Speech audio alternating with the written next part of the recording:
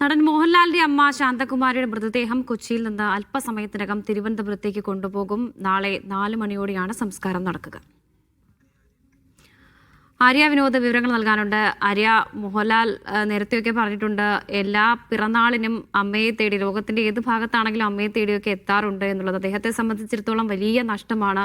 ഇപ്പോൾ എങ്ങനെയാണ് വിവരങ്ങൾ, ഈ സംസ്കാര ചടങ്ങുകൾ, അതുമായി ബന്ധപ്പെട്ട മറ്റ് വിവരങ്ങൾ അതൊക്കെ എങ്ങനെയാണ്? തീർച്ചയായിട്ടും വർഷ, സംസ്കാര ചടങ്ങുകൾ നാളെയാണ് നടക്കുക.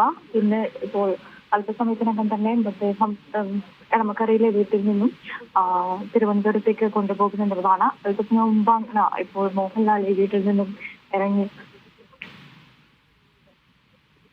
നാളെ വൈകിട്ട് 4 മണിയോട് കൂടിയായിരിക്കും സംസ്കാര ചടങ്ങുകൾ നടക്കുക. ഇന്ന് ഉച്ചയ്ക്ക് 1:30 കൂടിയായിരുന്നു അമ്മയുടെ മരണം സ്വീകരിക്കുകയുണ്ടായത്. പക്ഷാഘാതത്തെ തുടർന്ന് 14 വർഷമായിട്ട് ചികിത്സയിൽ തുടരുകയായിരുന്നു.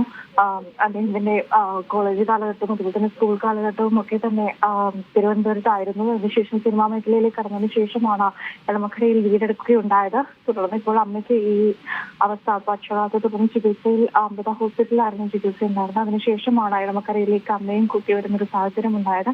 അച്ഛന്റെയും പിന്നെ സഹോദരനും മൂത്ത സഹോദരനും മരണപ്പെടുകയും ചെയ്തു.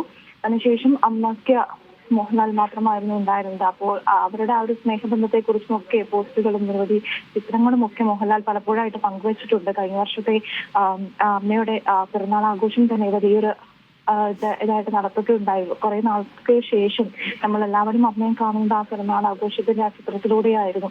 അങ്ങനെയൊക്കെ ആ ഒരു സ്നേഹബന്ധവും അവർ തമ്മിലുള്ള ആത്മബന്ധവും എത്രമാസമാണെന്ന് ജനങ്ങൾക്ക് എല്ലാവർക്കും തന്നെ അറിയുന്നതാണ്. വലിയൊരു നഷ്ടമാണ് സംഭവിച്ചിരിക്കുന്നത്. ഇപ്പോൾ ഒരു 3 മാസത്തോളമായിട്ട് രോഗാവസ്ഥ മൂർച്ഛിച്ചൊരവസ്ഥയിലായിരുന്നു.